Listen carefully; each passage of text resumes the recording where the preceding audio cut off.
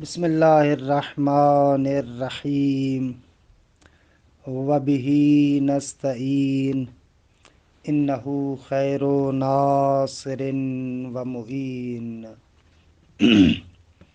وصلی اللہ علی محمد و آلہ الطاہرین۔ الحمدللہ، خداوند منان کے لطف و کرم سے ہماری گفتگو جواہر البلاغہ میں تھی۔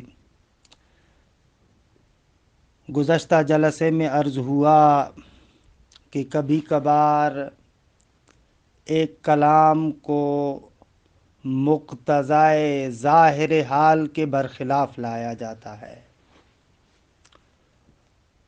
بے شک ظاہر حال کے خلاف لایا جاتا ہے، لیکن مقتضائے حال ہوتا ہے، لیکن وہاں پر مقتضائے حال اعتباری ہے۔ مثلا اس کے موارد میں سے ہے کہ ایک خالی الذہن انسان کو سائل اور متردد فرض کیا جاتا ہے، پھر اسی کے اعتبار سے کلام کو لاتے ہیں کہ خوبصورت مثال دیتے ہیں۔ سورہ ہود کی آیت نمبر 37 ہے، دیکھیں آئیں۔ وَمِن مَوَارِدِ الْعُدُولِ، مقتضائے ظاہر حال کے عدول کے موارد میں سے ایک یہ ہے کہ خالی الذہن بندے کو نازل منزل سائل متردد فرض کیا جاتا ہے۔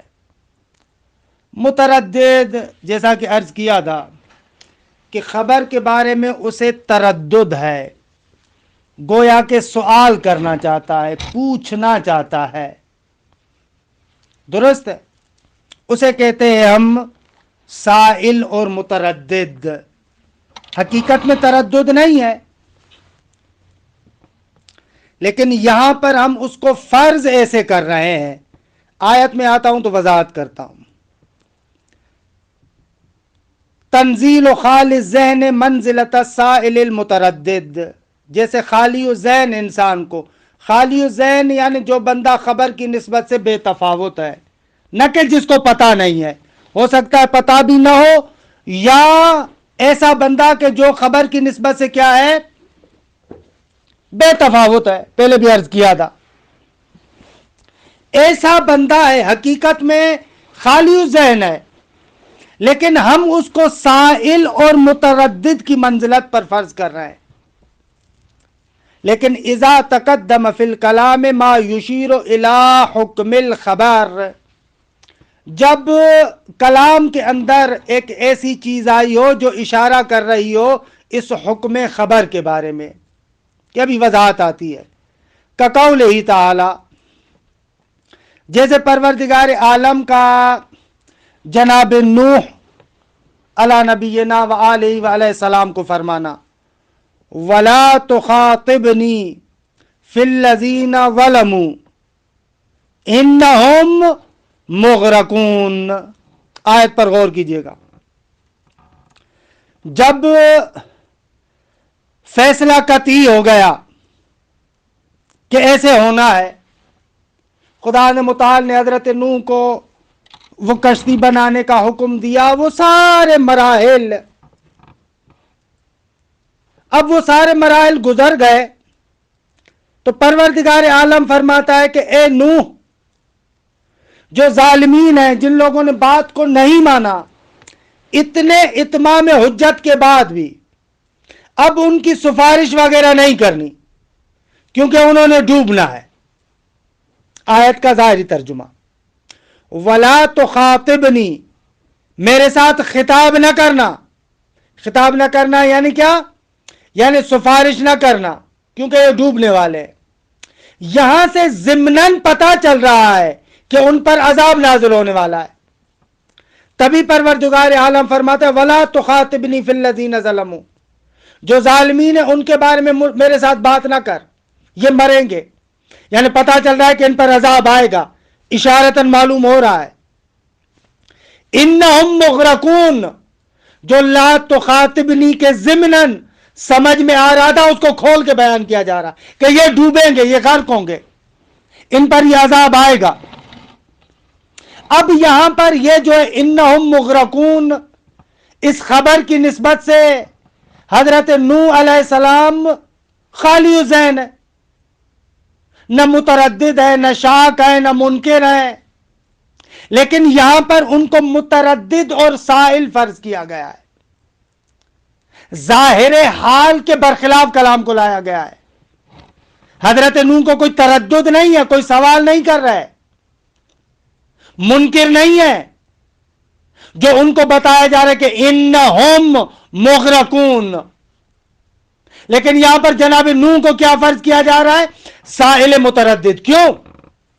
اس لیے کہ وہ جو پہلے کہا ولا تخاطبنی، ضمناً حکم کا پتہ چل گیا، تو کأنہو جو ضمناً ولا تخاطبنی فی الذین ظلموا سے حکم سمجھ میں آ رہا تھا، گویا کہ جناب نوح کے ذہن میں یہ پھر سوال ہوگا، کس چیز کے بارے میں خطاب؟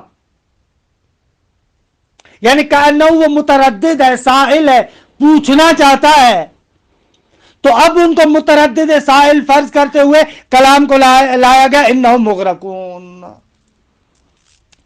خود وضاحت کریں، لما امر المولا نوحا اولا بصنع الفلک، کہ پروردگار عالم نے پہلے جو جناب نوح کو حکم دیا کہ وَاصْنَعِ الْفُلْكَ بِأَعْيُنِنَا وَوَحْيِنَا، یہ پہلے آیت میں یہ آیا ہے، یہ جو پروردگار عالم نے حکم کیا، وَنَهَاهُ ثَانِيًا عَنْ مُخَاطَبَتِهِ بِالشَّفَاعَةِ فِيهِمْ، اور دوسری مرتبہ کہا کہ ان کے بارے میں شفاعت نہ کر رہی ہو، وَلَا تُخَاطِبْنِي، ہمارے ساتھ ان کے بارے میں بات نہ کرنا،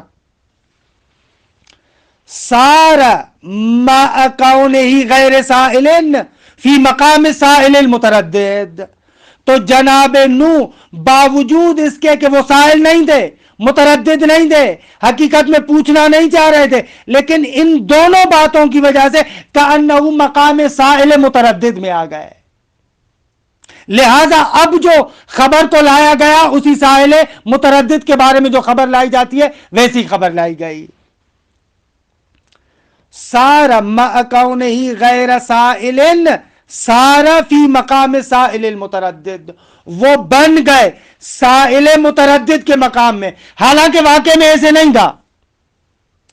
کانو کہہ رہے ہیں حل حکم اللہ علیہم بالاغراق، جب خدا نے کہا کہ ولا تخاطبنی فی الذین ظلموا، ضمناً پتہ چل رہا ہے کہ عذاب آئے گا، تو پھر کانو حضرت نوح کے ذہن میں یہ خیال آ رہا ہے کہ واقعاً خدا نے متعال ان کو ڈبو دے گا۔ اس کیفیت کو، جیسے یہ کیفیت نوح کی پیدا ہوتی ہے، اسی کیفیت کے اعتبار سے بعد والا جملہ لایا گیا انہم مغرقون، فاجیب بقولہ انہم مغرقون، بے تحقیق وہ، یعنی یقیناً وہ غرق ہونے والوں میں سے ہیں۔ فقولہ ولا تخاطبنی یشیر الی حکم الخبر کہ وَأَنَّهُ عذاب، کیونکہ لا تخاطبنی خبر کے حکم کی طرف اشارہ تو ہے، اور اسے پتا چل رہا ہے کہ وہ عذاب ہوگا اشارے کی حد تک، کیونکہ تبھی تو خدا کہہ رہا ہے وَلَا تُخَاطِبْنِي فِي الَّذِينَ ظَلَمُوا، ان ظالمین کے لیے شفاعت کے بارے میں مجھ سے بات نہ کرنا، ایسے۔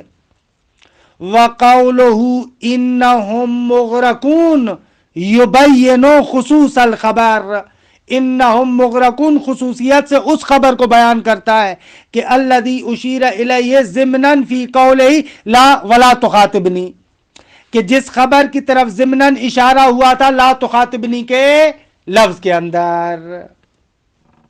خوب یہاں پر ایسے ہوا، حقیقت میں جناب نوح خالی ذہن ہے اس خبر کی نسبت سے، لیکن یہاں پر ان کو سائل متردد کے مقام پر فرض کیا گیا ہے، درست ہے؟ یا ایک مثال اور دوں، درست ہے؟ مثلا سورہ اسراء میں وَلَا تَقْرَبُوا الزِّنَا إِنَّهُ كَانَ فَاحِشَةً وَسَاءَ سَبِيلًا، زنا کے قریب نہ جانا، إِنَّهُ كَانَ فَاحِشَةً، کلام مؤکد ہے، حالانکہ جس کے ساتھ گفتگو ہو رہی ہے وہ خالی ذہن ہے، نہ اس کی نسبت سے سائل ہے، نہ اس کی نسبت سے منکر ہے، لیکن یہاں پر کلام کو مؤکد لایا گیا۔ کیوں؟ اس لیے کہ جیسے ہی نہیں آئی نا کلام میں ولا تقربوا الزنا، یہ نہیں آئی، تو فوراً سامنے والے کے ذہن میں کانہو یہ سوال اٹھتا ہے، بھائی کیوں زنا کے قریب نہ جائیں، کیا ہوگا؟ ایسے کانہو سامع کے ذہن میں یہ سوال اٹھتا ہے، بھائی کیوں زنا کے قریب نہ جاؤں؟ بے شک وہ خالی ذہن ہے، لیکن ذہن میں ایسے خیال آئے گا، تو اس لیے کلام کو موقت کیا، انہ کان فاحشا، درست ہے۔ یا ایک اور مثال دوں، خوبصورت مثال ہے، سورہ یوسف آیت نمبر 50 سے 53، 53، جناب یوسف کے بارے میں، وما ابرئ نفسی ان النفس لامارۃ بالسوء، عجب ہے، حضرت یوسف فرماتے وما ابرئ نفسی، ایک تفسیر کے مطابق میں اپنے نفس کا تبرئہ نہیں کر رہا، وہ معصوم ہے لیکن پھر بھی ایسے نہیں ہے کہ کہے کہ یہ نفس میرا کیا کرے گا، نہ وما ابرئ نفسی۔ تو یہاں پر سب لوگوں کو تعجب ہوتا ہے، بھائی عجیب خبر ہے، یہ کیسے متکلم نفی تبرئہ کر رہا ہے جبکہ وہ حضرت یوسف ہے، نبی خدا ہے، وہ اتنا تقی نقی، مگر وہ کیسے کہہ سکتا ہے وما ابرئ نفسی؟ بے شک مخاطب خالی ذہن ہے، اس کے سامنے خبر آ رہی ہے، لیکن جیسے ہی جناب یوسف کی یہ کیفیت ہے تو سامنے فوراً وہ مخاطب کے ذہن میں سوال اٹھے گا کہ بھئی یہ کیسے ہو سکتا ہے کہ حضرت یوسف اپنے آپ کو ایسے کہے؟ تو قرآن اس کے اعتبار سے کہتا ہے ان النفس لامارۃ بالسوء، کیونکہ نفس ہمیشہ برائیوں کی طرف بلاتا رہتا ہے۔ اب بے شک مخاطب خالی ذہن تھا، لیکن کلام کا تقاضا ایسا تھا کہ جس تقاضے کے اعتبار سے سائل کو متردد اور اس طریقے سے فرض کیا گیا، یا بلکہ کلن ایک نقطے کی طرف اشارہ کر دوں، وہ نقطہ یہ ہے کہ کبھی کبھار آپ کا یہ قانون آپ جو ہے وہ کیا ہے، بلاغت کا بے شک اپنے پاس محفوظ کر لیں کہ خوبصورت قانون ہے، وہ یہ ہے کہ کبھی کبھار یوں ہوتا ہے کہ خبر ہماری عجیب و غریب ہے، بہت ہی غریب خبر ہے، سامنے والا منکر نہیں ہے، خالی ذہن ہے، لیکن خبر کی غرابت کو مد نظر رکھتے ہوئے ہم لوگ کیا کرتے ہیں، سامع کو منکر فرض کر لیتے ہیں، بھائی خبر غریب ہے، عجیب ہے، درست آقا جان؟ خوب، اس آیہ کریمہ کا یہ نقطہ۔ اس کے علاوہ بھی اور بہت ساری آیات ہیں، بہت ساری آیات ہیں کہ جہاں پر سامنے والا خالی الذہن ہے لیکن آپ اس کو کیا فرض کر رہے ہیں، سائل متردد۔ مثلا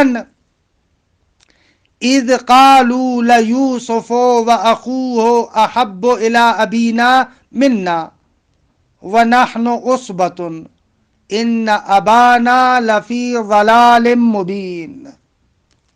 اب یہاں پر دیکھیں، ان ابانا، سورہ یوسف کی 8 اور 9 نمبر آیت کو دیکھیے گا۔ خو بھائی یہ بات تو جناب یوسف کے سارے بھائی جانتے تھے، وہ تو نہ اس میں شک کر رہے تھے نہ ان کو انکار تھا، کیونکہ تجربے کے ذریعے سے انہوں نے دیکھا تھا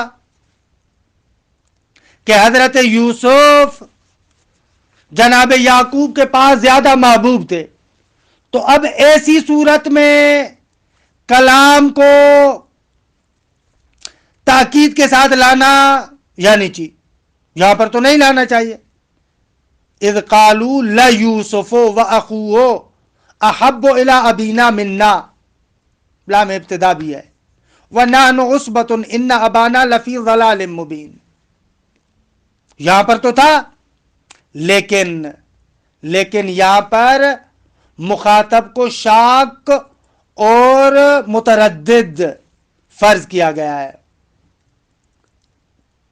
بھئی کیسے ہو سکتا ہے؟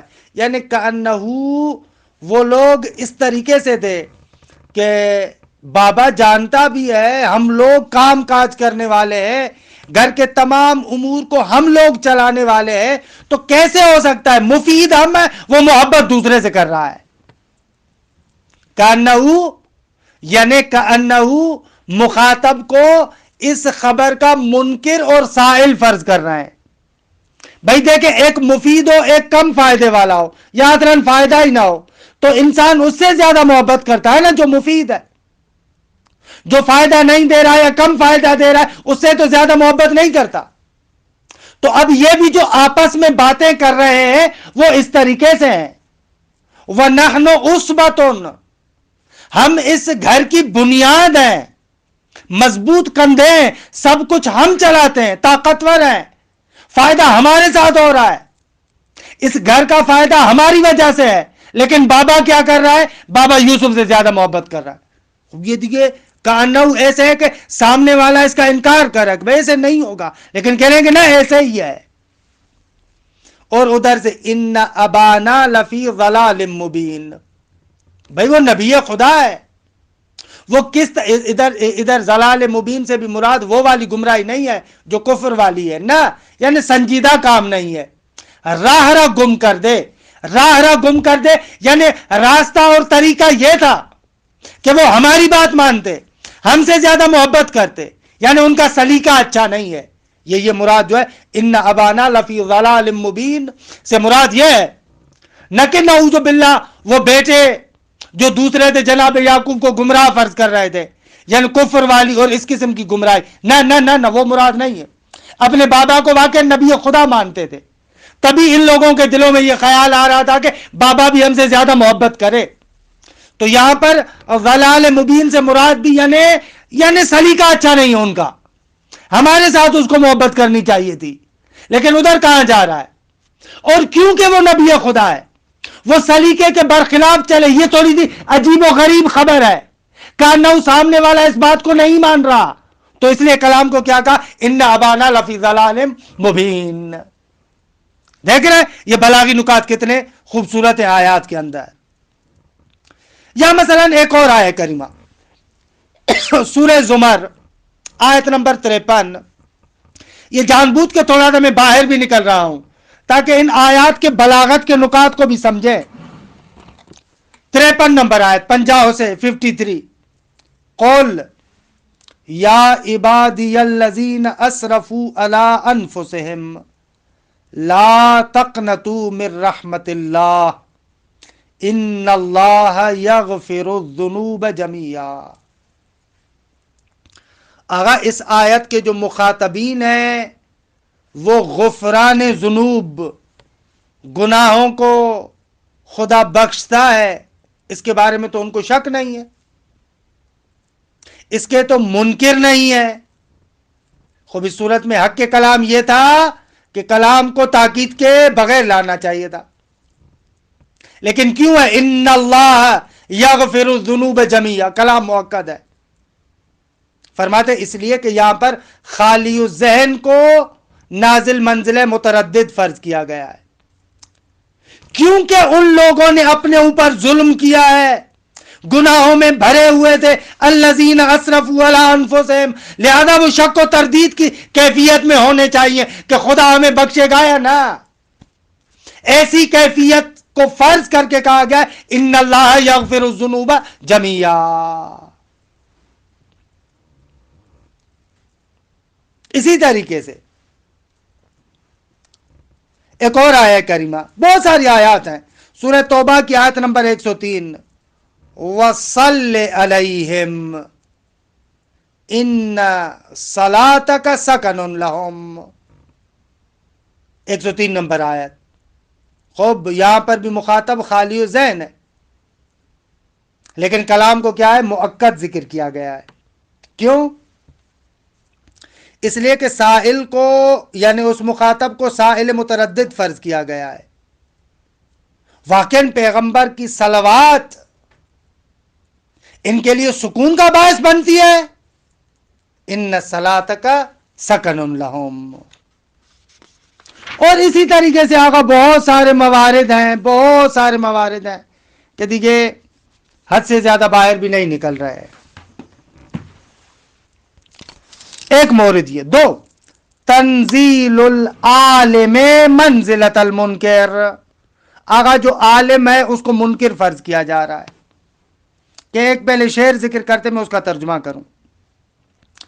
البتہ اذا ظہر علیہ شیء من امارات الانکار، جب اس کے حال و احوال سے انکار کی علامتیں ظاہر ہوتی ہوں.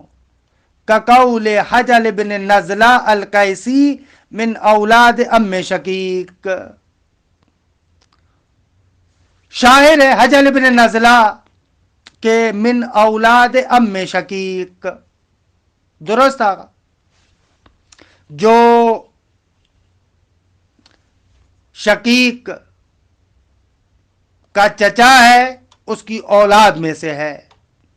وہ ایسے کہہ رہا ہے جاء شقیق آرزا رمحہ. شقیق نیزہ لے کر ایسے آیا ہمارے پاس. بھائی ہمارے ساتھ لڑنے آ رہا تھا, نیزہ اٹھایا ہوا تھا, ایسے آ رہا تھا جیسے ہم لوگوں کے پاس تو ہتھیار اور نیزے ہوتے ہی نہیں ہیں. وگرنہ اگر وہ تھوڑا سا یہ سوچتا کہ بابا ہم لوگوں کے پاس بھی نیزہ وغیرہ ہے, ہتھیار وغیرہ ہے, تو اس طریقے سے تھوڑی آتا. تو اب اس کے بارے میں کہہ رہا ہے ان بنی امے کے فیہم رماحون. بھائی تمہارے چچا کے بیٹوں کے پاس بھی نیزہ ہے, تو ایسے نیزہ اٹھا کے لا رہا ہے. یعنی اس کا عمل وہ منکر نہیں ہے کہ ان کے پاس نیزہ نہیں ہے, لیکن اس کا عمل ایسے بتا رہا ہے جیسے یہ خالی ہاتھ بیٹھے ہوئے. نہ, اگر ہتھیار تو لے کر آ رہا ہے تو ان کے پاس بھی ہتھیار ہے. تو اس لیے ان بنی امے کا فیہم رماحون کہ شعر پر زیادہ نہیں رکتا اور قرآنی مثالوں پر چلتا ہوں. فشقیق رجل لا ينکر رماح بنی امہ. اگر شقیق جو بندہ ہے وہ انکار نہیں کرتا کہ اس کے چچا کے بیٹوں کے پاس بھی رماح اور نیزے ہیں. ولیکن مجیئہ علی صورت المعجب بشجاعتہ عارضا رمحہ. لیکن وہ جو اس کا آنا تھا عجیب تعجب میں ڈالنے والی جو اس کی شجاعت تھی, نیزے کو اٹھایا ہوا ہے, اس کی کیفیت بتا رہے کہ سامنے والوں کے پاس گویا کہ نیزہ ہے ہی نہیں. بمنزلت یعنی ولیکن مجیئہ بمنزلت انکار ہی کہ ان لبنی امہ ہی رماحان. اس کا اس طریقے سے آنا بتا رہا تھا کہ جیسے عمل سے یہ محسوس کر رہا ہے کہ ان کے پاس تو نیزہ ہی نہیں ہے. وَأَنَّهُ لَن يَجِدَ مِنْهُمْ مُقَاوِمًا لَهُ کہ ان میں کوئی بھی بندہ ایسا نہیں ہے جو اس کے ساتھ مقاومت کر سکے, لڑ سکے. كَأَنَّهُمْ كُلُّهُمْ فِي نَظَرِهِ عُزْلٌ. اس کی نظر میں ایسے تھا کہ سارے کے سارے ہتھے خالی ہیں, ان کے پاس کچھ بھی نہیں ہے. لہذا فَأَكَّدَ لَهُ الْكَلَامَ لِذَلِكَ. اسی وجہ سے کلام کو اس کے لیے موقت کیا. بھائی ایسے تو نیزہ اٹھا کے آ رہا ہے, ایسے لگ رہا ہے کہ جیسے ان کے پاس ہے ہی نہیں. نہ ان کے پاس بھی نیزہ ہے. ایسے جیسے ہمارے یہاں ہو نا, دو بندے ہوں خدا نخواستہ آپس میں لڑ پڑے, خب دونوں کے گھروں میں ہتھیار پڑے ہوئے, ایک بندہ ہتھیار اٹھا کے ڈائریکٹ دوسروں کے گھروں میں گھسے, تو وہ سامنے والا کہے گا بھائی تو ایسے منہ اٹھا کے جا رہا ہے, ان کے پاس بھی ہتھیار ہیں, تمہارا یہ عمل بتا رہا ہے. کہ نہ تم منکر ہو اس بات کے کہ ان کے پاس ہتھیار نہیں ہے, نہ ان کے پاس بھی ہے. درست ہے. یہ ہو گیا شاید ہی مثال شعر سے, لیکن قرآن مجید سے ایک آدھ مثال دو. کیا خوبصورت ایک آیہ کریمہ ہے, سورہ مومنون 15 اور 16 نمبر آیت. آگا اس کو حتمن دیکھیے گا, مزہ آئے گا. ثم انکم بعد ذالک لمیتون ثم انکم یوم القیامت تبعثون. عجب آیت ہے. موت کے بارے میں جو خبر ہے اس میں دو تاکیدات ہیں. ثم انکم بعد ذالک لمیتون, دو تاکیدات ہیں. اور جو آخرت کے بارے میں قیامت کے دن جو اٹھیں گے اس کے بارے میں ایک تاکید ہے، ثم انکم یوم القیامت تبعثون۔ اچھا، حالانکہ ہونا تو برعکس چاہیے تھا، کیونکہ وہ لوگ منکر کے تو موت کے تو منکر نہیں ہیں، وہ تو آنکھوں سے دیکھ رہے ہیں، بہت سارے لوگ مرتے ہیں۔ تو یہاں پر دو تاکیدات، وہ لوگ جس چیز کا انکار کر رہے ہیں وہ ہے آخرت کے دوبارہ ہم اٹھائے جائیں گے یا نہ۔ یہاں پر جو موت کی بات ہے اس کے بارے میں دو تاکیدات، اور جو قیامت کے دن اٹھائے جائیں گے اس کے بارے میں ایک تاکید۔ خوب، کلام تو برعکس ہونا چاہیے تھا۔ بہت پیاری آیت ہے۔ جواب اس کا دیکھیں، جواب بھی پیارا ہے۔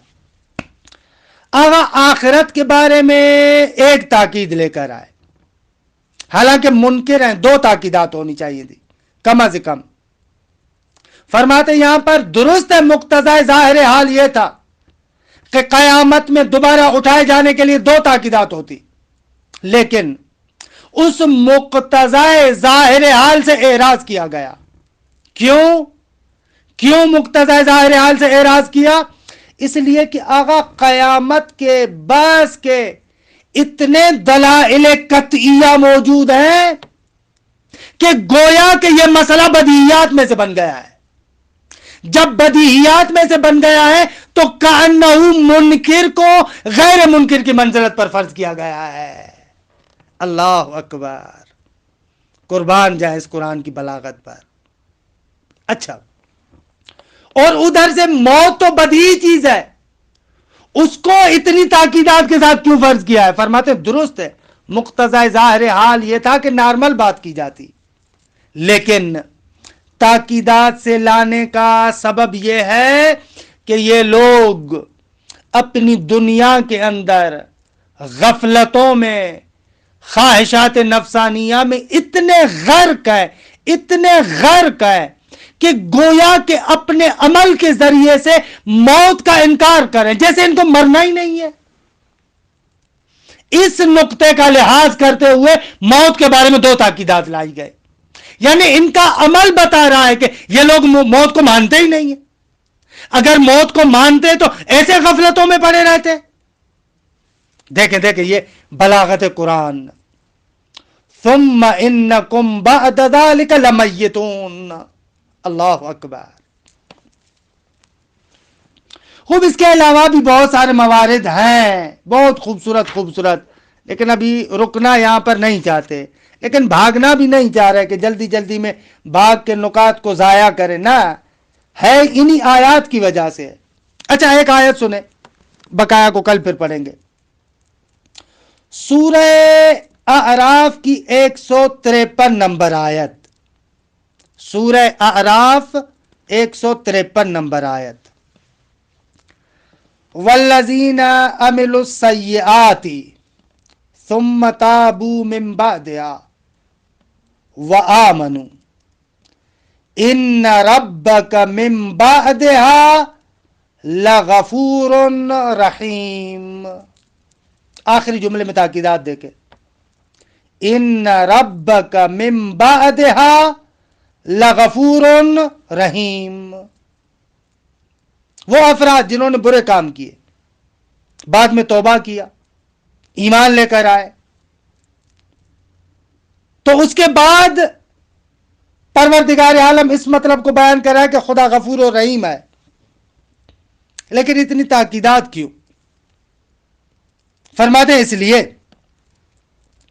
درست ہے کہ وہ لوگ خدا کے غفران اور رحمت کے منکر نہیں ہیں، یہ بات درست ہے، لیکن کیونکہ انہوں نے یہ گناہ کیے، برائیوں میں پڑے رہے، عقاب خدا کا خوف بھی ہے، جب بھی اپنے ان گناہوں کو یاد کرتے ہیں تو عذاب الہی سے ڈرتے ہیں، تو کأنہ ان کے دلوں میں یہ خوف، اضطراب اور قلق باقی رہتا ہے۔ لہذا ولو ان کے یہ لوگ زبان سے منکر نہیں ہیں، لیکن ان کو نازل منزل منکر رحمت خدا قرار دیا گیا ہے۔ نازل منزل ہے منکر رحمت خدا ہے کانو، کیونکہ اپنے گناہوں کو یاد کرتے ہیں تو ان کو ذہنوں میں آتا ہے کہ بھئی اس عذاب میں نہ جا کر پڑے، لہذا آیت میں کہا ان ربک من بعدها لغفور رحیم۔ سبحان اللہ، خوبصورت نکتہ ہے، خوب ہیں دو تین اور نکات بھی ہیں کہ ان کو بھی ایسے جلدی میں نہیں گزارا، کہ ان کی کچھ مثالیں ہیں، انشاءاللہ ان کو جلسے آئندہ میں ذکر کریں گے۔ وصلی اللہ علی محمد و اہل بیتہ الطیبین الطاہرین۔